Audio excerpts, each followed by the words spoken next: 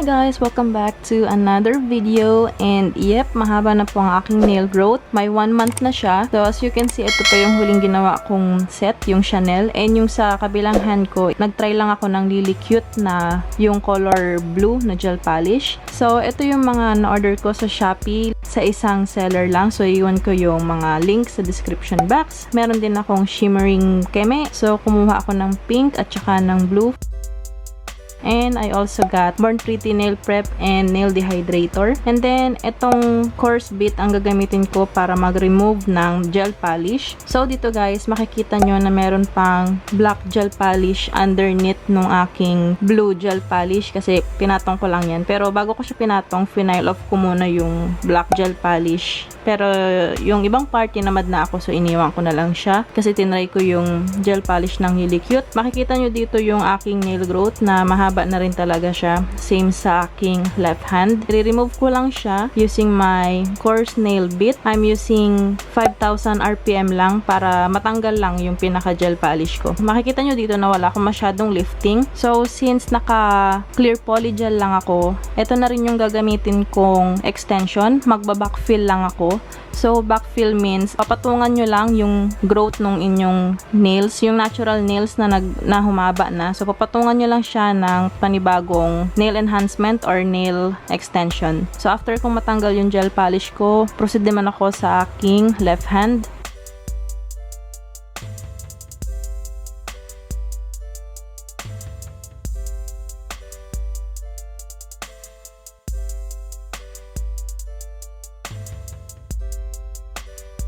So, wala akong masyadong lifting guys, maliban dito sa aking thumb. As you can see, may lifting ako dyan. So, tatanggalin ko yan using my extra fine na cylinder torch. I'm using 5,000 RPM pa din. And favorite ko to sa lahat ng nail bit ko. Ini-even out ko lang yung nail extension ko sa natural nails ko. So, after nyan, next na is yung nail prep. So, sa nail prep, start muna kayo sa pag-push back ng cuticle nyo. And then, gamitin nyo yung other end ng inyong pusher para matanggal or ma-scrape yung mga dead or dry skin. And be careful kapag gumagamit kayo or nag-push back kayo ng cuticle. Ganyan lang guys, i-push back nyo lang and then gamitin yung kabilang end para i-scrape yung mga dead skin. After nyan, proceed na ako sa aking nail prep bits. So, gagamit lang ako ng 5,000 RPM. Kung wala kayong mga nail prep bits, kung wala kayong electric file, pwede kayong gumamit ng nail file. Pero, mas maganda kasi talaga kapag may mga nail prep bits. Also, kapag nag-nail prep nga pala ako, tapos ginagamit ko tong aking mga nail prep bits, lagi kong binabatak yung skin ko pataas para mas nakikita ko kung hanggang saan ko pinatatama yung aking nail prep bits. So, ayan, huwag kayong matakot na ipalipalipit yung daliri nyo kapag nag-nail prep kayo. Kasi kung panay lang kayo gamit ng nail prep pero wala namang natatamaan at nasasaktan lang kayo, ibig sabihin mali yung gamit nyo nung nail prep. So make sure na hindi masakit or hindi siya uncomfortable kapag ginagamit. So ayan, ganyan lang ako mag nail prep guys. May kasamang ihip para matanggal yung mga dust. And hindi talaga ako tumitigil hanggat may nakikita pa ako. Again, kapag hindi nagwo-work or hindi gumagana yung tamang angle na ginagawa nyo, palitan nyo yung angle. Ibig sabihin, hindi nyo natatamaan, may mali sa ginagawa nyo. And after nyan, gagamit na ako ng ball bit. So, dito nga pala guys, kung kaparehas ko kayo ng e-file and feeling nyo sobrang sikip ng, feeling nyo malaki yung bits na nabili nyo, hindi siya malaki pero yung pinaka e-file is talagang kailangan i-twist nyo mabuti. So, as you can see here, kapag tinwist ko siya, makikita nyo na nag-open and close. So, kapag in-open nyo siya, huwag nyo bibitawan. Iwan nyo lang yung dalawang daliri nyo na naka-guide pag in-open nyo siya. So, as you can see, ayan, ayaw niya diba pumasok. Pero pag tinwist ko yan, ayan na siya. So, huwag nyo lang siyang bibitawan kapag tinitwist nyo hanggang sa maipasok nyo mabuti yung pinaka-bits ninyo. So, ganun lang ka-easy. Akala ko rin dati, may mga sizes yung bits. Akala ko bibili na naman ako ng panibago. Pero, kailangan nyo lang pala talaga siyang i-twist kasi masikip siya. So, kailangan paluwagin para maipasok. So, sa ball bit guys, same speed lang din ang gamit ko, 5,000 RPM. Pwede kayong gumamit ng 5 to 6,000 RPM kapag mga ball bit or yung mga nail prep bits. Again, kapag walang nangyayari, kahit na anong patama nyo sa skin ninyo, tapos walang natatanggal, ibig sabihin, kailangan palitan nyo yung angle, humanap kayo ng angle na tama at mag-work sa inyo. Baka mamaya dumudugo na yung cuticle nyo, pero hindi nyo pa rin natatanggal yung mga dead skin or dry skin. Okay, so after nyan guys, gagamit na ako ng armor band. So, sa armor band, dito natin nilalagay yung ating sanding band. Kapag bago yung inyong mga sanding band, ibig sabihin matalas pa yan or matalim pa. So, ang gagawin nyo, i-season nyo siya. So, kuha lang kayo ng nail file and then i-season nyo lang yung inyong sanding band para hindi masakit kapag pinadaanan nyo yung inyong cuticle or yung inyong pinaka-natural nails. So, dito gagamit lang ako ng 2000 RPM kasi papasadahan ko yung natural nails ko. Isa siya sa pinakamahalagang part kasi kapag hindi nyo natanggal yung shine ng buong nails, lalo na sa natural nails nyo, mag-start kayo magkaroon ng lifting. So, make sure na pagtuunan nyo ng pansin yung pag-nail prep, lalong-lalo na sa tatanggal ng shine ng nails ninyo. And then sa extension, kung meron kayong existing extension, pasadahan nyo lang siya. Again, kung wala kayong e-file, pwede kayong gumamit ng nail file. So, next is, gagamit ako ng Born Pretty na nail dehydrator. So, iwan ko yung link and kung magkano yung price, makikita nyo naman sa screen yung mga pinopost kong pictures nila. So, ito yung first time na ginamit ko itong Born Pretty na nail prep, guys. Matagal na to sa akin actually. Kung napanood nyo yung haul ko ng Born Pretty tsaka ng Your Sugar, andun siya kasama. And then, meron din akong nail primer. So, itong nail primer ng Born Pretty is hindi masyado matapang yung amoy. Hindi katulad nung primer ng Just Nail. So, sa primer, maglalagay lang ako ng konti. Huwag masyadong madami kapag primer. Kasi hindi rin masyadong maganda kapag sobrang dami ng primer. And as you can see, nag-focus lang ako talaga sa natural nails ko bago ko siya ibaba sa buong extension ko. And also, kapag makapaglagay na ako ng nail dehydrator tsaka nail primer, huwag nyo nang itatouch yung surface ng nails nyo. And then, gagamit ako ng Your Sugar na Builder Gel Clear. And in fairness naman sa texture niya, guys, hindi siya runny katulad nung IBD ko. So, ayan, makikita nyo, hindi siya runny, which is nice para sa akin. And yes, guys, kung na-notice nyo, hindi ako naglagay ng base coat kasi nakalimutan ko po. Pero, yep, gamit kayo ng base coat, maglagay kayo ng base coat, any clear base coat pwede. Kung may gel builder kayo, pwedeng yun na yun yung gamitin nyo as your base coat. So, ayan, as you can see, diba, hindi runny yung pinaka builder gel ng Your Sugar, kaya thumbs up sa akin to. And mura lang siya, yun nga lang maliit lang siya, guys. Sana meron silang mas malaking container. So, shout out sa Born Pretty, kung meron kayong malaking container, sana ilabas nyo kasi bitin talaga. And as you all know, guys, mahilig ako sa builder gel. Favorite extension ko ang builder gel and then polygel. And then dito, ayan, dinadrag ko lang yung pinaka builder gel. So, nag-focus ako dun sa nail growth ko and then dun sa pinaka apex ko. And then, sa pinaka-end ng nail ko, parang tinatouch-touch ko na lang siya ng ano. Pero hindi yung light pressure lang siya. Mukha lang siyang harsh tignan sa camera, pero light pressure lang yan, guys. In fairness, gusto ko tong builder gel na to. And then, cure ko lang yan for 60 seconds. And also, guys, kinure ko siya for 60 seconds, pero wala siyang heat spike. Hindi katulad ng sa IBD. Kailangan in 4 seconds, mailabas ko na yung kamay ko sa lamp. Kasi minsan namimilipit talaga ako sa sakit kapag hinayaan ko siya ng 4-5 seconds above. Talagang masakit talaga siya. Pero itong Your Sugar, wala siyang heat spike. Wala akong naramdamang init sa kanya.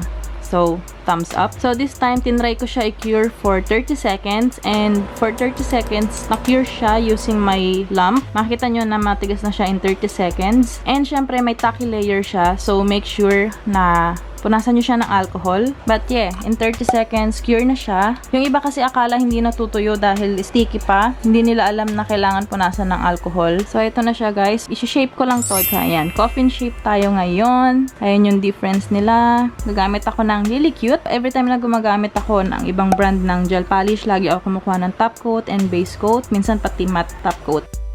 Mag-apply muna ako ng LilyCute base coat. Isang coating lang and then cure ko siya for 30 seconds. And then, lalagyan ko ng top coat yung pinaka-under nails ko. Makikita nyo dyan, guys, na mahaba na yung natural nails ko. But that's okay kasi biblend ko yan later on. So, after 30 seconds, proceed na ako sa color gel. Gagamit lang ako ng white kasi mag-unicorn nails lang tayo for this video. So, every time na naglalagay ako ng color gel or any gel, palagi ako nag-start sa bottom or sa middle part. Tapos, itataas ko lang siya sa cuticle para hindi naglalawa or nagpa-flood yung cuticle part.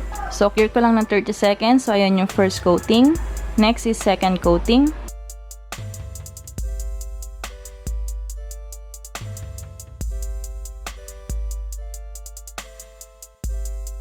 So, ito siya after second coating. And then, papatungan ko na to ng shimmer. So, imimix ko lang to. Merong certain nails for pink lang. And then, merong blue lang. Tapos, imimix ko siya.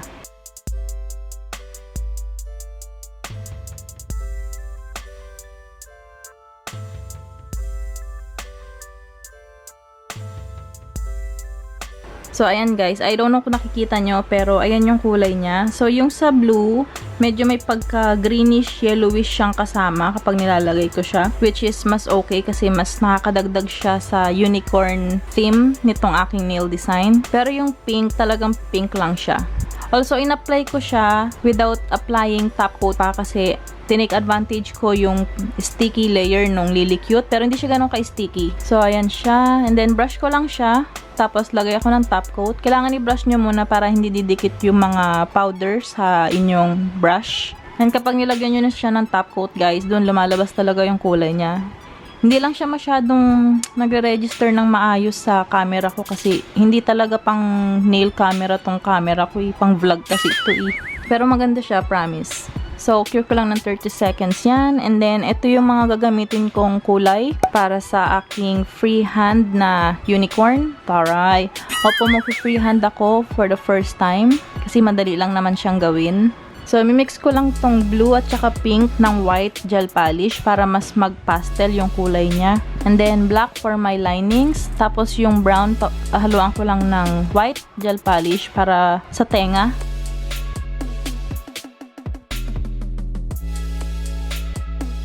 And then, gagamit ako ng line brush ng Toby. Thank you so much of Flowy. And then, start na akong gumawa ng mata ng pagod na unicorn. So, ayan. Depressed po yung aking unicorn dito. Kaya nakapikit siya.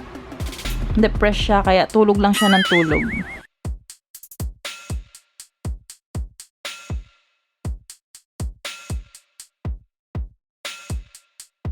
Ayan. So, kapalan ko lang yan para mukha siyang may eyeliner kahit natulog siya, diba? Para kahit tulog, maganda pa rin yung unicorn natin. Then, cure ko lang siya. Tapos, lagyan ko na ng pilik mata. Yung pang malakasan nating pilik mata. Yung mga 5 pirasong pilik mata, ganun.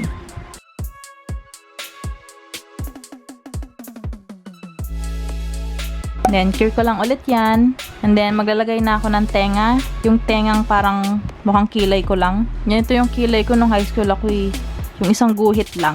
Tapos, cure ko lang ulit. And since wala akong gold na gel polish, magmimix lang ako ng chrome powder na gold sa aking base coat. Pwede rin sa top coat or any clear gel. So, yan yung ilalagay ko sa kanyang sungay mamaya.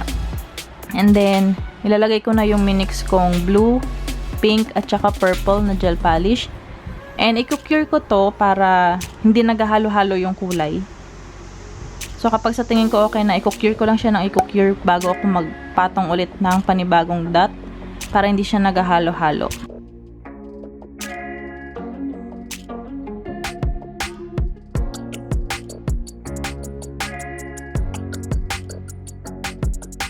Ayan, then dito guys, nilalagyan ko lang ng kulay yung tenga niya. And then, lalagay ko na yung kanyang nag-iisang sungay or horn. Ewan ko anong tawag nyo dyan. Pero ayan, yung kanyang isang pirasong sungay. Then, cure ko lang. And then, ipapatong ko na yung minix kong gold chrome powder. Tapos, cure ko lang ulit. And then, lalagyan ko lang siya ng linings na black. And then, patungan ko lang siya ng top coat. Ganun lang siya kadali, guys. So, tapos na yan. Proceed na ako sa 3D na sungay.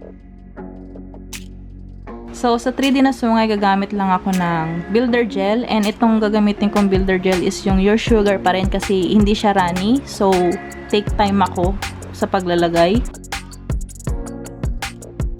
Ang ganda talaga nito guys. 30 years old na ako pero natuwa pa ako sa design. Pati yung mga kaibigan ko natuwa dito. And yung tita ko, nakita niya to, nagandahan din siya. And then, patungan ko na siya ng shimmer. Syempre, hindi natin i-abandon na yung ating 3D sungay. So, lagyan ko lang siya niyan ng shimmer. Titake advantage ko lang yung lagkit ng pinaka builder gel. And then, papatungan ko lang ng top coat. Thin layer lang ng top coat. So, ayan na siya guys. Pusin ko lang yung kabilang kamay ko guys. Tapos, balikan ko kayo. And there you go. So, yung sa aking index at saka sa aking pinky, Sticker na lang yan kasi alam nyo naman, di ako marunong mag-drawing.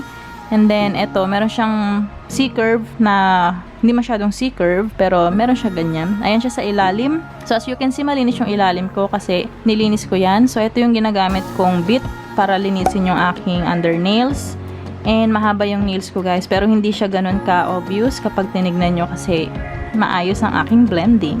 And again, iiwan ko yung link ng mga ginamit ko dito. Again, kung gagamit kayo ng ibang brand ng gel polish, make sure na gamitin nyo rin yung kanilang base at saka top coat. And then, nail prep, dehydrator, primer ng Born Pretty. So, kung vegetarian kayo, pwede nyo gamitin yung Born Pretty. Mas mura, iiwan ko yung link sa baba. Ayan lang, guys. Thank you so much for watching. Sana nagustuhan nyo yung nail design natin today. Even though late upload na to, ano? Palagi pong late yung mga upload ko. Kaya kung makikita nyo na nag-update ako sa Instagram or sa Facebook na mahaba na yung nails ko kasi po late ako mag-upload dahil maraming ginagawa ang lola nyo. Nagmo-module legends po kami ng aking mga anak. So, please give a thumbs up kung nagustuhan nyo itong video. And kung di ka pa nakaka-subscribe, please do subscribe para naman lalo tayong ganahan gumawa ng video. Yun lang guys. Thank you. Have a nice day. Bye!